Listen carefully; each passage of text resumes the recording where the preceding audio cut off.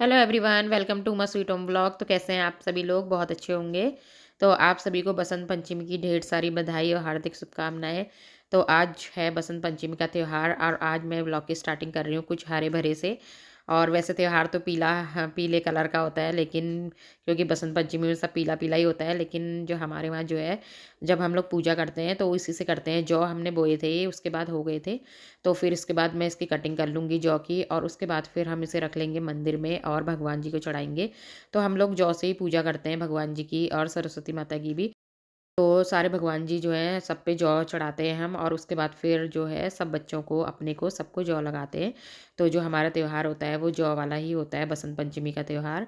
और बाकी फिर जो और तैयारियां हैं वो मैं करूँगी। तो अभी मेरे हस्बैंड यहाँ पे पूजा कर रहे हैं, तो डेली की पूजा तो हमारी हो गई है और सिर्फ आरती रह गई थी। तो उसके बाद फिर ये आरती कर लेंगे और बाकी भगवान जी को हमने चढ़ा दिया था सब चीज़। और पंडित जी भी सुबह दे गए थे हमको जौ। तो पंडित जी भी आते हैं हमारे वहाँ, तो वो जो जौ होते हैं ना उनको प्रतिष्ठित करते हैं।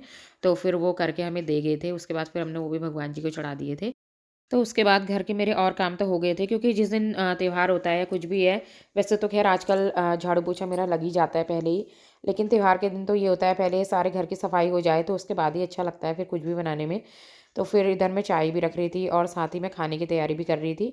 तो चाय भी हमारी बन के तैयार हो चुकी थी। उसके बाद पहले हम लोग चाय पी लेंगे और उसके बाद फिर बाकी मैं और खाने की तैयारी भी करूँ। तो जब तक हम लोग चाय पियेंगे तब तक इधर मैं छोले रख देती हूँ उबालने के लिए, और थोड़ी देर में उबल जाएंगे। तो मैंने इधर इसमें आलू भी डाल दिए हैं थोड़े से। आज मुझे आलू डाल के बनाने का ही मन हो रहा था, तो आलू डाल दिए मैंने इसमें थोड़ा सा। एक दो तीन आलू डाल दिए थे। और उसके बाद तेज पत्ता और काली मिर्च और लौंग और एक बड़ी वाली इलायची, नमक, वो सब मैंने इसी में ऐड कर दिया है, जिससे कि बाद में मैं डालूंगी नहीं फिर। और जो ये मसाले हैं इनका जो रस है वो इसी में आ जाएगा छोलों में, तो टेस्ट भी आ जाता है बाद में अच्छा सा। और उसके बाद फिर छोले उबालने के लिए रख दूँगी और तब तक हम लोग पीते हैं चाय।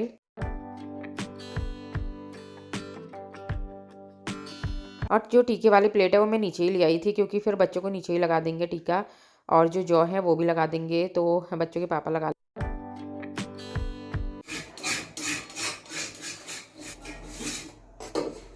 हेलो एवरीवन, आप सभी को बसंत पंचमी की ढेर सारी बधाई और हार्दिक शुभकामनाएं। तो आज है बसंत पंचमी और बच्चों की छुट्टी है स्कूल की, और हमारी छुट्टी नहीं है। हमारी छुट्टी कभी नहीं होती। और आज मुझे हो गया है कफ एंड कोल्ड बहुत ज़्यादा, और मुझे फीवर भी हो गया है रात को 2 बजे से, और बच्चों को भी। तो आज का जो शेड्यूल है सुबह से कुछ ऐसा ही हो गया है, लेट वाला ही लेट वाला, क्योंकि दक्षु को भी बुखार आ गया था और मुझे भी। तो फिर पहले मैं गर्मा गर्म से अदरक वाली चाय पीती हूँ और उसके बाद फिर आगे ब्लॉग को कंटिन्यू करते हैं। तो आज का जो व्लॉग है वो मैं सोच रही थी कि मैं सुबह से जल्दी से स्टार्ट कर दूँगी, और बाकी और मैंने बहुत सारा सोचा था कि मैं साड़ी पहनूँगी पीली वाली। तो कभी-कभी तो मन होता है ऐसी चीज़ें, जब त्योहार होता है तो कुछ करने का या पहनने का, और लेकिन सब कुछ शेड्यूल वही होता है, अगर कुछ सोचो तो हो नहीं पाता है। तो रात से ही मुझे बुखार आ गया था, और फिर उसके बाद जब मैं सुबह उठी तो फिर दक्षु को देखा तो उसे भी हल्का-फुल्का सा बुखार हो रहा था। और फिर लेकिन अगर अपने को कुछ हो तो कोई बात नहीं, कुछ ज़्यादा फ़र्क नहीं पड़ता है, लेकिन अगर बच्चों को कुछ हो जाता है तो फिर मन नहीं करता है, कोई भी चीज़ या व्लॉग है या कुछ है, कुछ भी बनाने का मन नहीं करता है। क्योंकि जब घर में सब कुछ अच्छा रहता है तो तभी सब कुछ सही रहता है।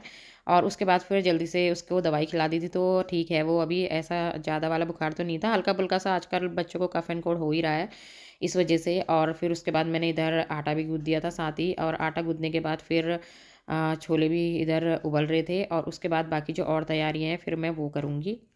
और खीर भी मैंने इधर बनने के लिए रख दी है। खीर अभी मैंने रखी नहीं है, सिर्फ़ इसका दूध ही उबलने के लिए रखा हुआ है। और क्योंकि मैं अभी जो चावल है वो भून लूँगी, तो दूध अभी उबाला हुआ नहीं था, तो पहले मैंने फिर वही उबाल दिया था। और फिर लेकिन हम लोग क्या ये होता है कि सीधे आप चावल डाल के हम बनाते नहीं हैं, मतलब हमारे वहाँ जूठा माना जाता है। तो फिर पहले मैंने चावल भिगा दिए थे, और उसके बाद फिर मैंने कढ़ाई ले ली थी, तो थोड़ा-सा मैं चावल जो है इनको भून लूँगी, और भूनने के बाद फिर जो दूध उबल रहा था तो उसमें ही मैं डाल दूँगी। और इस तरीके से जो खीर है वो टेस्टी भी बनती है, अच्छी भी लगती है। और थोड़ा-सा चावल है जो इनको भून लेंगे, हल्का-हल्का सा ब्राउन कर लेंगे, बहुत ज़्यादा नहीं, सिर्फ़ हल्का सा ब्राउन करने के बाद फिर इन्हें मैं दूध में डाल दूँगी चावल को। और दूध में डालने के बाद फिर बाकी जो इसमें चीनी है वो भी मैं अभी ऐड कर दूँगी, और जो ड्राई फ्रूट है वो भी, और इलायची वो भी मैं सब अभी ऐड कर दूँगी, जिससे कि ये पकती रहेगी और हर चीज़ का जो टेस्ट है वो उसमें आते रहेगा।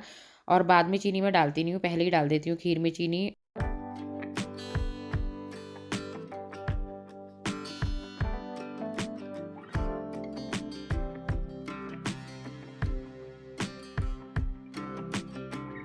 और खीर जब तक पकती रहेगी तब तक इधर छोलों की तैयारी भी कर लेते हैं। तो उसमें मैं सिर्फ टमाटर, अदरक और बस इतना ही पीसूँगी। बाकी जो और मसाले हैं वो तो मैंने इसमें डाल ही दिए थे पहले ही।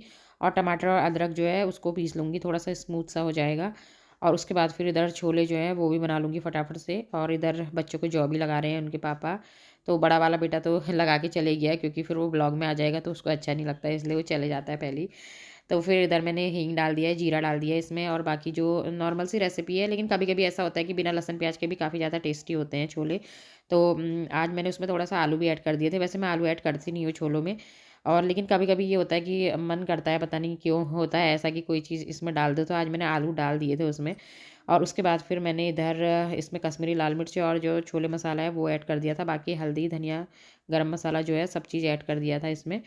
और बाकी फिर ये जो तेज पत्ता था वो डाला था, वो भी मैंने इसी में डाल दिया है। और जो आलू मैंने मोटे-मोटे पीसेस में कट करे थे, तो उनको मैं मैश कर दूँगी इसमें।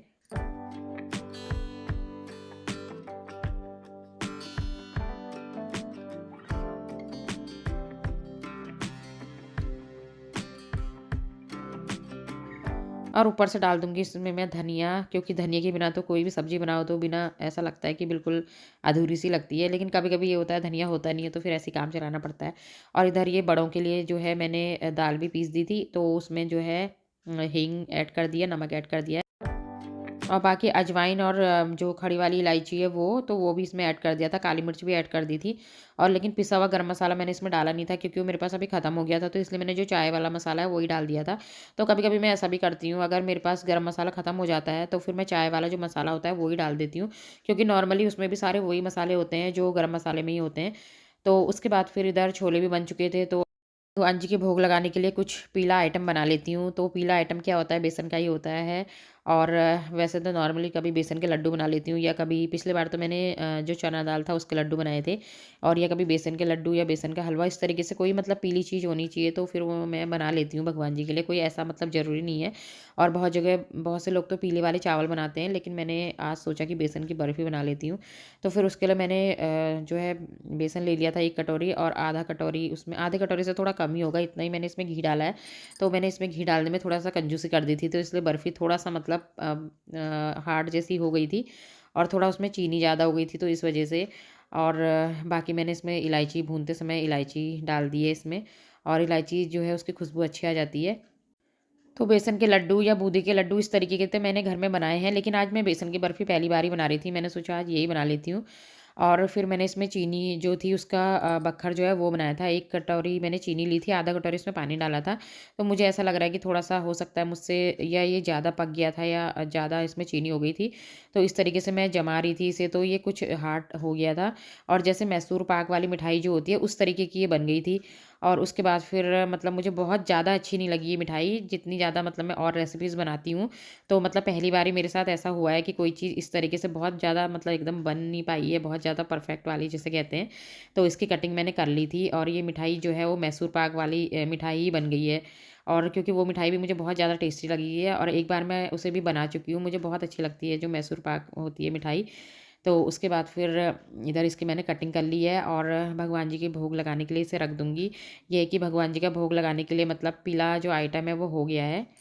क्योंकि थोड़ा-सा घी की जो मात्रा है वो मैंने इसमें कम कर दी थी, और मैंने सोचा खानी बच्चों को है तो सबको कफ़न कोड हो रखा है, तो इस वज़ह से फिर ज़्यादा घी का यूज़ मैंने इसमें करा नहीं था बिल्कुल भी। और उसके बाद इधर बना दिए उड़द दाल के बड़े। तो उड़द दाल के बड़े भी बन गए हैं, और उसके बाद फिर हम पूरियाँ बना लेंगे। तो ये भगवान जी का भोग जो है वो तैयार हो गया है।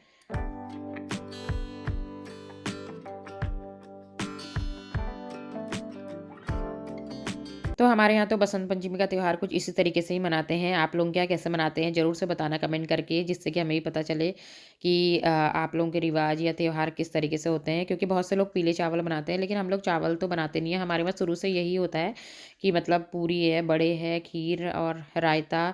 तो आज मैंने 2 चीज़ें मिस कर दी, सूखी सब्ज़ी और रायता मैंने बनाया नहीं था, क्योंकि बच्चों को जुकाम हो रहा था। फिर बुखार की वजह से मुझे भी इतनी ज़्यादा ताकत नहीं थी कि मैं बहुत ज़्यादा चीज़ें बनाऊँ, लेकिन इतनी चीज़ें बच्चों की वजह से बनानी पड़ती हैं तो बना दी थी। और फिर जब काम करते रहो तो एनर्जी भी अपने आप से ही आ जाती है। तो इसके बाद बच्चों के खाने की थाली भी लगा दूँगी। और तो फ्रेंड्स, ये था आज का मेरा छोटा-सा ब्लॉग। आई होप आपको पसंद आया होगा। तो अगर आपको मेरा वीडियो किसी वजह से भी पसंद आता है तो मेरी वीडियो को लाइक ज़रूर कीजिएगा, और चैनल पे नए आते हैं तो सब्सक्राइब कीजिएगा। तो मैं मिलूँगी आपसे एक नए वीडियो के साथ, तब तक के लिए बाय।